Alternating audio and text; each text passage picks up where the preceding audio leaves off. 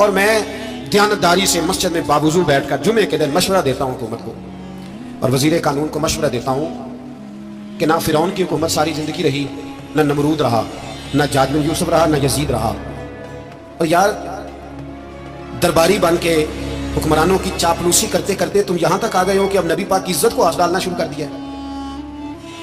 اور آپ یقین کریں سیاسی جماعتوں کا اتنا برا حال ہے کہ ان کے لیڈر کے بارے میں کوئی بات کرے تو پاگل ہو جاتے ہیں یہ احتجاج کر کر، اور اس نے ڈائریکٹ کہہ دیا کہ ختم نبوت کا مسئلہ ہی کوئی نہیں، جو دین کی بنیاد ہے کسی کو پرواہ نہیں۔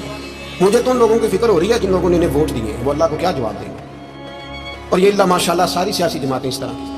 اور میرا وزیر قانون صاحب کو بھی مشورہ ہے کہ زندگی بڑی تھوڑی ہے، بڑی تھوڑی، اللہ سب کو معاف کرتا ہے، اپنے رسول کے غداروں کو معاف نہیں کرتا۔ اور یہاں تمہاری گاڑیوں پہ جھنڈے لگے ہوئے ہیں، وہاں بھی تمہارے جھنڈے لگیں گے، پر اس لیے لگیں گے کہ یہ غدار ہے ناموس رسالت، یہ جھنڈے لگیں گے۔ شرم کرو اور ڈر جاؤ، بس کر دو، تمہارے منہ میں اب دانت پورے نہیں رہے۔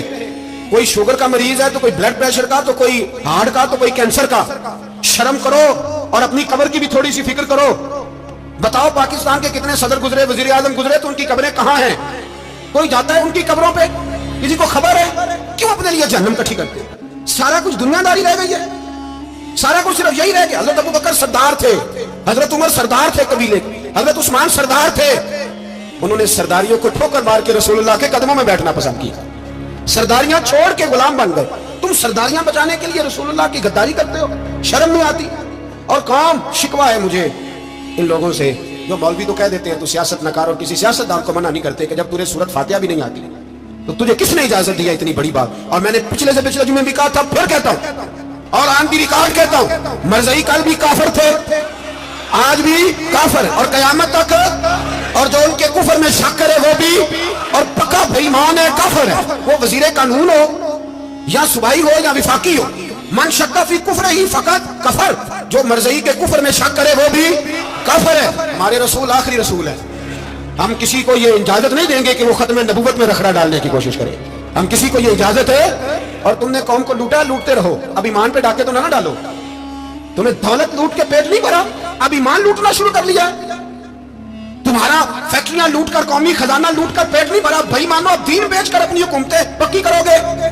اور وہ لوگ بھی تیار ہو جائیں جو ان بھائی مانوں کو منتخب کرتے ہیں، ان سے بھی سوال کرے گا ختم نبوت کا موضوع قیامت کے دن کہ تم بتاؤ، ان کو سپورٹ کرتے تھے جو رسول اللہ صلی اللہ علیہ وسلم کے بعد بھی کسی نبی کو نبی ماننا درست جانتے تھے۔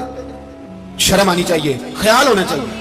اور میں نے کہا کہ ہمارا دل نہیں چاہتا، آپ یقین کریں، ہمیں شوق ہے جلوس نکالنے کا، تمہارے خلاف باتیں کرنے کا۔ تم نے روز تھرمامیٹر نکالا ہوتا ہے، چیک کرتے ہو کہ ایمان کتنا ہے کتنا نہیں ہے۔ یہ پاکستان اگر صوبہ سندھ ہے تو حضرت عبداللہ شاہ غازی کا ہے، اگر بلوچستان ہے تو حضرت بابا عبد الرحمان کا ہے، اور اگر پشاور ہے تو وہ صوفیاء کا ہے، اور اگر یہ دھرتی پنجاب ہے تو یہ داتا علی اجمیری کی ہے، یہ بابا فرید الدین کی ہے۔ اس میں کسی غدار کو قبضہ کرنے کی اجازت بالکل نہیں ملے گی۔ اور ہم وہ لوگ بھی نہیں جو چپ کر کے اندر سوتے رہیں، قوم جو کرتی رہے، ہمیں پرواہ نہیں، نہ ایسی کوئی بات نہیں۔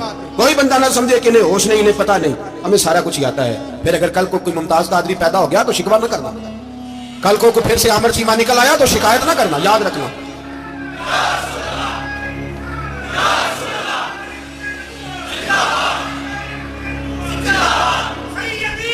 تو میرے بھائی کھول کے بولو، یا نبی رسول کے بولو صلی اللہ علیہ وسلم۔ تو یہ مشورہ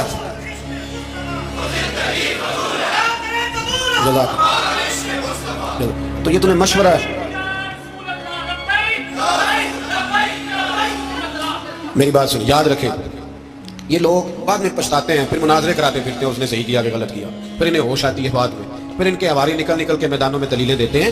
اس لیے ہمارا مشورہ ہے کہ یہ اپنی حد میں رہیں، اور جو کام تمہارے ذمہ، میں نے کہا نا تم نے بڑا لوٹا، یہ قوم روز تمہیں موقع دیتی ہے لوٹنے کا، یہ موقع دیتی ہے، تو تم نے دولت لوٹ کے پیٹ نہیں بھرے، اب ایمان لوٹنے کے چکر میں آ گئے ہو۔ یاد رکھو، مسلمان گناہگار ہیں، غدار نہیں ہے۔ تمہیں دولت لوٹنے کا تو شاید موقع مل گیا ہے، پر ایمان لوٹنے کا موقع نہیں ملے گا، تو اس لیے اس کو لگام دو۔ اور ویسے بھی کتا جو پالتو ہوتا ہے نا، اس کو گھر کے اندر سنگلی سے باندھ کے رکھنا چاہیے۔ یہ تمہارے بوٹ چاٹتے ہیں، بھونکتے ہیں، تمہارے حق میں وزارتیں لیتے ہیں، ہم نے تو کوئی وزارت نہیں لی تم سے، اور نہ ہمیں شوق ہے۔ اس لیے کہ ممبری کیا کرنی ہے جس کو ممبر رسول عطا کر دیا جائے، اس نے کیا کرنی ہے یہ ممبریاں جس کو پکا ممبر رسول دے دیا جائے، تو اس لیے اس سے باہر آؤ۔ میں نے کہا بڑے بڑے نمرود، فرعون، قارون دفن ہے، تمہارا بھی نام تک نہیں ہوگا، بالکل نام نہیں ہوگا. اس لیے ہمارا مشورہ، اور آپ لوگ بھی آئے نا یہ اگلے سال تو ان کو کھڑا کر کے پوچھ لینا اسلامی جمہوریہ پاکستان کا تم نے MP میں نے بننا ہے، پہلا کلمہ ہی صحیح سنا دو. چلو خدا کا واسطہ یہی بتا دو کہ تمہیں نماز بھی ڈھب سے آتی ہے کہ نہیں. اور آپ کی موج ہے، آپ بٹھا لیتے ہیں سر پہ، کیا کریں، سمجھانے والے مفت گناہگار ہو گئے اور بہکانے والے سب تمہارے یار ہو گئے. اس لیے یہ چھیڑتے ہیں جان بوجھ کے، اور پھر جب کوئی ممتاز قادری علیہ رحمہ پیدا ہوتے ہیں پھر انہیں دشواری ہوتی ہے، پھر ان کا جینا مشکل ہو جاتا ہے. یہ موقع دیتے ہیں، پتہ نہیں کس کے ایجنڈے پہ عمل کر رہے ہیں. میرا سوال یہ ہے، میں نے پچھلے جمعے پھر میرا سوال ہے کہ میں پوچھتا ہوں اس آدمی کو ضرورت کیا ہے ختم نبوت پر بات کرنا، جب امت مسلمہ کے متفقہ فیصلہ ہے کہ مرزئی کافر، اسمبلی نے بل پاس کر دیا کہ مرزئی ان کو اقلیت قرار دے دیا، اور جب سے وہ اقلیت بنے نہ ہم نے ان کی عبادت گاہ جلائی، نہ ہم نے ان کو قبروں سے نکالا، نہ ہم نے، بس ٹھیک ہے جیسے عیسائی رہتے ہیں، یہودی سے کس ملک میں رہتے ہیں وہ بھی رہے، اقلیت بن کرے کوئی اعتراض، پر تم انہیں کھینچ کھونچ کے کیوں قریب کرتے ہو؟ تمہارا کیا جلانا ہے ان کے ساتھ؟ بتاؤ تو صحیح. ان لوگوں سے ان کو چاہیے اپنے منہ میں لگام ڈالیں، اور اگر نہیں ڈالیں گے پھر انشاءاللہ ڈالی جائے گی، اور بڑی تگڑی ڈلے گی، اور پھر ایسی ڈلے گی ایسی ڈلے گی. سلمان تاثیر جب مرا تھا نا تو 5-5 لاکھ روپیہ مولویوں کو آفر کی جنازہ پڑھاؤ، 5-5 لاکھ روپیہ چھوٹے چھوٹے مولویوں کو. اور داتا صاحب کی مسجد کے خطیب بھی صوبائی جو تھے وہ خطیب تھے، ملازم تھے، انہوں نے کہا کہ ایمان نہیں بھیجنا، نکالنا نوکری سے تو نکال دو.